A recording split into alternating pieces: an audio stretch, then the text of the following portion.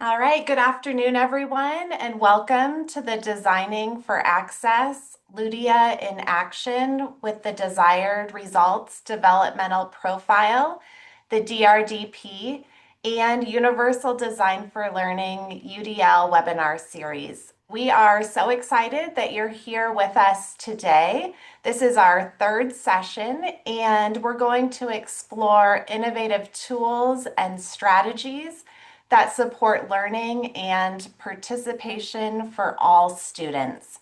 So you can see there's the SMORE and the QR code, which will take you directly to all of our resources today. And we'll also put that in the chat for you. So open access is committed to universal design for learning principles and making our presentations accessible as possible. So some strategies that we do, we use simple backgrounds with high contrast text. You have access to the digital materials, so you can print them if you would like. You also have access to the QR code and the SMORE on the screen. We provide alternative text, and you'll have time to look at some examples and time for feedback and small group discussions and reflection today. So before we begin, we want to make sure that you have access to all of the resources for our session today. So we encourage you to visit the Open Access website to explore our tools and professional learning opportunities that are all about accessibility and inclusive education. In the middle is that QR code to today's materials and the SMORE that has all of the resources. And then also we encourage you to visit the Desired Results Access Project for their amazing tools and professional learning opportunities supporting early childhood education. So we want to start off by introducing our presenters today. We are very excited to have Beth Stark on the call today. She is the co-creator of LUDIA along with Jeremy Roston. She was honored recently to receive the CAST UDL Ann Meyer Design Award in recognition of all of their work advancing universal design for learning worldwide. And Beth is all over the world sharing these resources. So we are very honored to have her here today. And then we are also very excited to have Sean Kaplan. She's the training manager with the Desired Results Access Project, and Fred Cochran, the UDL implementation specialist at San Joaquin Office of Education. And then we also have Lori and I'm Leah. We are the coordinators of the Open Access Project. So thank you so much for all being here. And then at Open Access, we are honored to work alongside our collaborative partners. We work closely with Antelope Valley SELPA, North Inland SELPA, Humboldt County Office of Education, and the Placer County Office of Education. And our project is funded by the California Department of Education and the California Collaborative for Educational Excellence. And then a little bit about open access. We are one of the statewide special education resource leads within the statewide system of support. And we are grounded in the foundational belief that with access to quality instruction, all students can engage, actively participate, and learn with inclusive settings. So we encourage you to take a look at our one pager that shares all of our supports that we have at Open Access. And I'm going to pass it to Sean to tell you a little bit more about the Desired Results Access project. Thank you, Leah. Hi, everyone. So glad you're here today. We at Desired Results Access Project are really excited about this partnership. We are part of the California Department of Education's Early Childhood Special Education statewide system of support.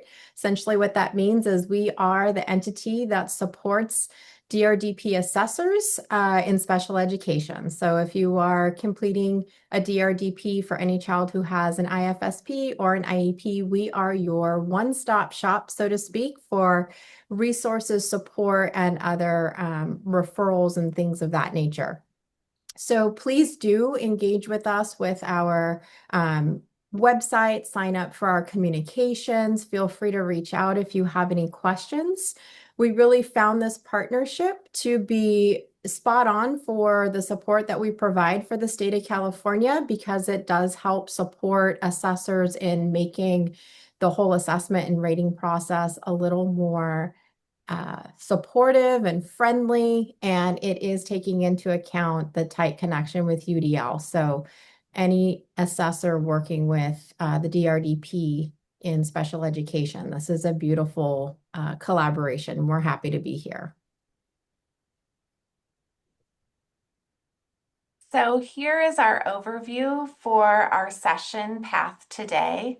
So we just started with the opening and overview of our projects. And then from there, we're going to have the opportunity to have some guided interactive experience with LUDIA. So you can see the tool in action and think about how you can apply this in your context. And then we will shift into some profiles in practice where we're going to go into breakout rooms based on a student profile that connects with your experience, allowing you to engage in meaningful conversations with colleagues. And then we'll come back together for some share out, reflection, and wrap up. So we've really built this learning for you to apply and reflect. So we want to jump in to today's session and first take a minute to connect with everyone on the call. So could you please share in the chat your name, your location, your role, and one thing that you're excited to learn or try in this session. So we'll give you a second to share in the chat. And this is just a microsite that's built to accompany our time together, and all of these resources will stay up and running and accessible for you, so you can revisit, share with your colleagues, or yeah, take a closer look later on. So if you go to the letter A, you're going to see create an account on PO, the platform for open exploration. And that is going to also give you some guidance about how to create your own LUDIA account if you haven't done so already.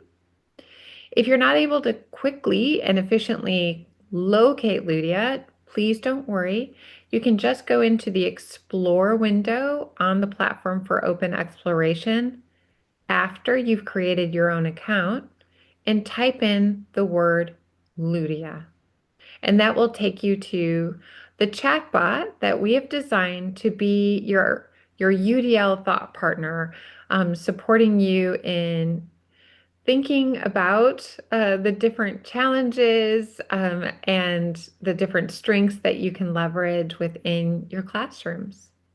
So what we're going to do next is actually walk through how LUDIA can support you based on what you're going to see right down here, a sample DRDP report. A big thanks to Sean, who developed this example, which is, of course, not of a real learner. When you're thinking about confidentiality and privacy, it's always important to paraphrase and to choose not to share any confidential identifying information with any AI platforms, including LUDIA. So what we're going to model here today is how you would very easily and efficiently connect with LUDIA without needing to do so. So go ahead and take a moment to open up that sample DRDP report and just review it. I'm sure it looks very familiar to many of you. And what we're going to do next is actually go to the first example that you see here. And if you're wondering how and where to scroll to, you can also click on B over to the left in the table of contents. And those letters are hot linked and they will take you to this image. And we're just right below here for example number 1. So now I'm going to go ahead and click or select, I should say, that hot link. And what you can see is that we have now entered into the world of LUDIA. It's maybe not as exciting as it sounds. And so the question that I asked LUDIA, and which I'm going to read aloud for you right now, is again a paraphrase that you can use as an example or something that you can kind of adapt, not adopt for future exchanges with LUDIA. But it's a really good example of the level of specificity that you really want to aim for when you're connecting with LUDIA. And please know that there is no artistry or expertise that you need to achieve or develop over time in order to really take advantage of all that LUDIA has to offer.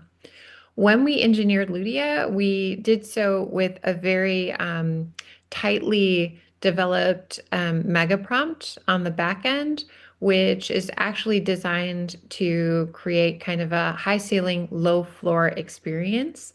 No prompting expertise is needed, but we do encourage people to think about the level of specificity in your questions. And if you don't achieve that in the first question, keep asking and adding more details as you go. So in this example, what we see here is LUDIA. I'm working with a 4-year, 7-month-old child currently at responding earlier and self-comforting, responding earlier in curiosity and initiative, and responding earlier in self-control of feelings and behavior.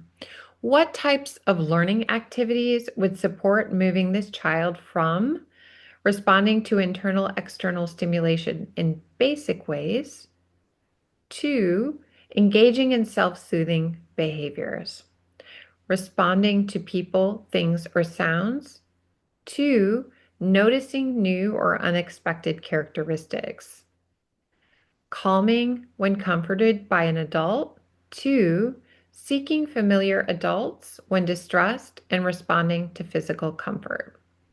So this is the question that I asked LUDIA. And let's take a close look at the response. So when you engage with LUDIA, the first thing that you will see typically at the top is an introduction that gently reframes any questions or wonderings that you have in a very UDL mindset. Underneath, it's going to then refer, most likely in a detailed way, to what you've asked. And then you're going to get, for the most part, about 3 different options that are, of course, in an answer or a commentary, I should say, based on what you asked. So I hesitate to say answer because it's important to really think about LUDIA as a thought partner and not a solutions bot. LUDIA was designed to augment and amplify the expertise that you hold. You know your learners best. You understand how powerful these tools can be to support you in your process. And Ludia is simply a guide on the side, a thought partner for you to tap into, to just create multiple pathways for you to achieve your goals. So, in option one, in response to our wonderings, Ludia has shared here, create engaging self-soothing activities. And then you'll see the reference to the particular guideline or guidelines and the considerations, then a detailed explanation of the suggestion, and then a more specific example of what that could look like. And I want to point that out right now. So in the example, you'll see introduce a calm down kit that includes items like a stress ball, a fidget spinner, or a soft blanket. Model how to use these tools and allow the child to explore them at their own pace, fostering autonomy and self-soothing. And so we're going to come back to that in just a moment. Option two and option three, again, in response to the specific requests that you made in the question. You're also typically going to get some next steps or further guidance. And I'm now going to click on continue chat because this is based on a hot link. All right, and you'll see right here it says imported. That's neither here nor there. What you do need to pay attention to when you ask your questions to Ludia is that if you scroll all the way to the bottom, you will typically also see three hot linked detailed pathways that you can choose from if you want to allow Ludia to lead you in continuing the conversation. Or you also have the choice of asking any kind of a follow-up question that you choose. And in this case, I'm going to ask Lydia about that idea of a calm down kit because we're talking about a child who's under the age of 5. So we want to make sure that those tools or those items in the kit that they mentioned are developmentally appropriate. And that's really a great follow-up question. I have a really small budget, and I want to make sure you can see my typing is not at its best today. Sorry. I want to make sure that the Calm Down kit that we create does not have any items that make too much noise, let's say.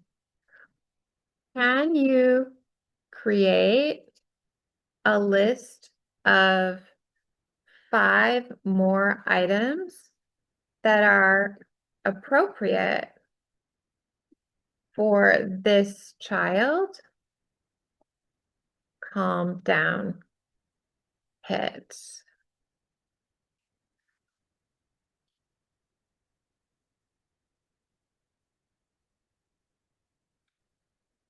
Okay.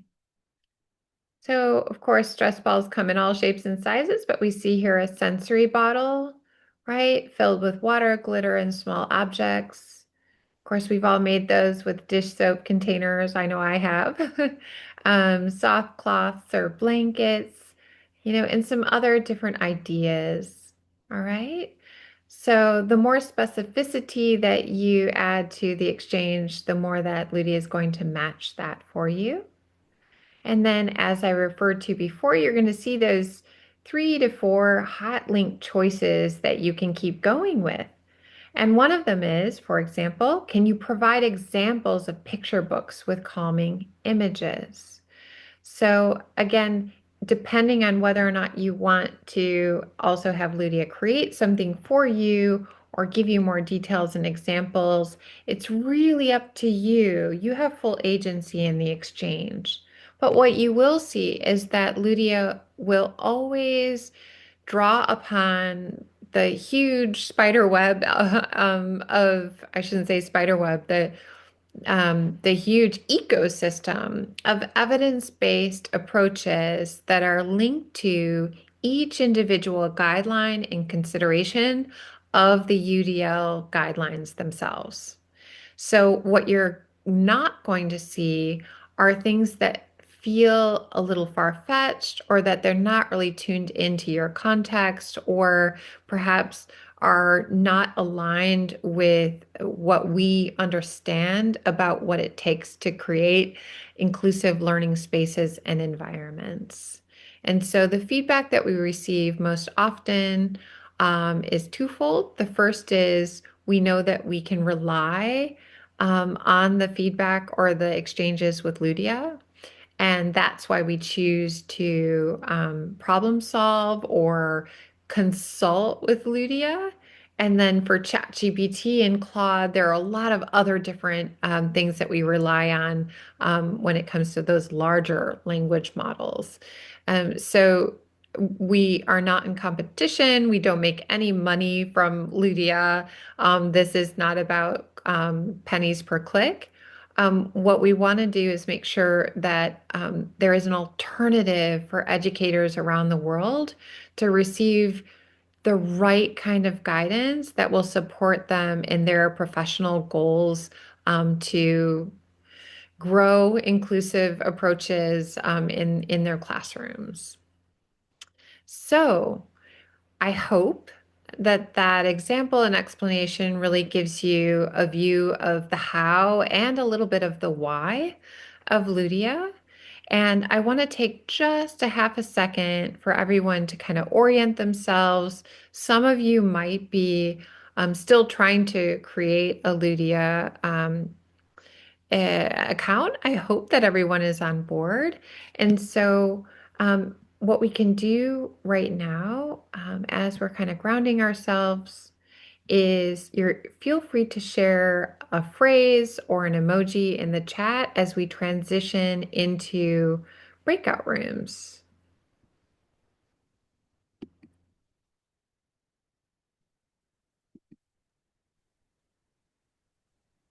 All right, so we are going to open up some self-selected breakout rooms. Breakout room 1 is looking at targeted activities. Breakout room 2 will be those observable behaviors and skills. And then breakout room 3 is communication support. So I'm going to open those rooms and you can self-select the one that is speaking to you right now, which one you would like to dig deeper in. So the goal here during our Bright Ideas Exchange is to spark innovation and amplify the impact of what we've learned together, whether it was during the first 2 sessions or this 3rd session here together. So we invite you to unmute, share with the group, or please feel free to drop your reflections in the chat.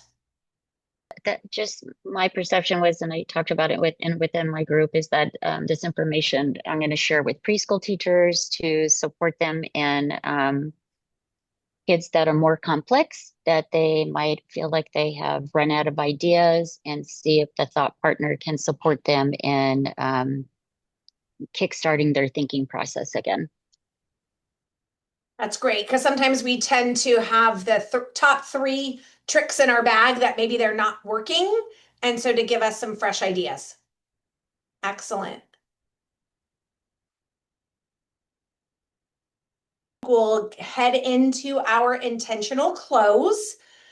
So for today, before we wrap up, let's just take a moment to reflect and think about what would be a next step. Like Lisa, I think you have a solid next step about what you're doing there.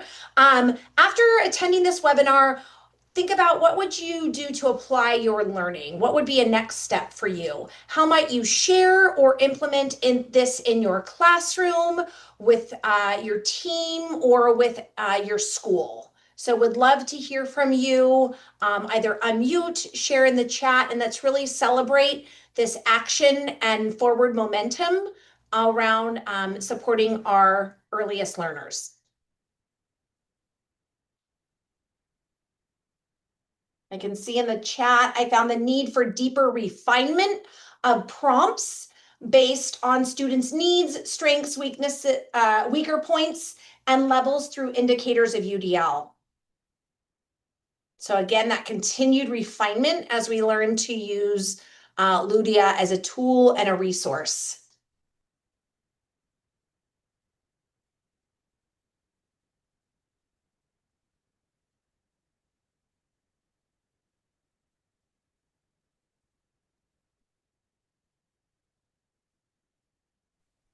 There we go.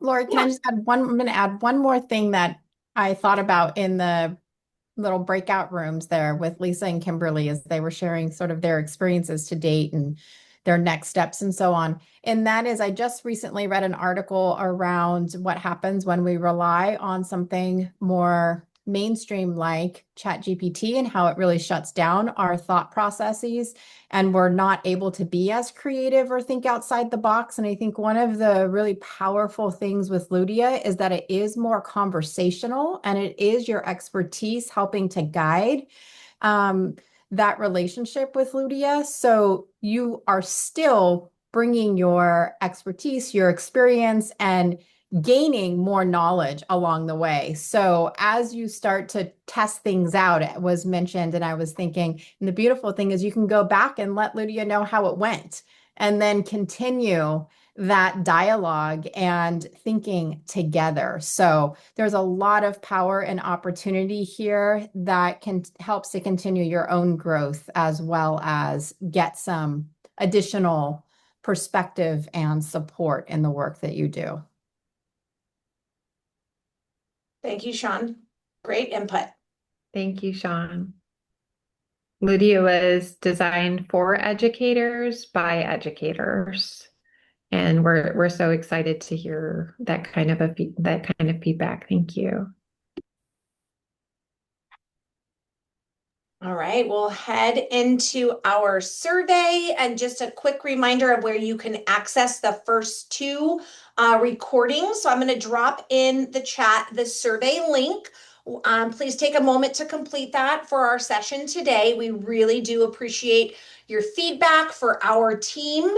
And as we wrap up this final session, we wanted to let you know that the first two sessions were recorded and are available on our website at Open Access under the Professional Learning tab. So we'll drop that direct link into the chat for you. If you click on that archived events link, you're going to find all of our recordings there, and you'll find the two LUDIA and DRDP Designing for Access.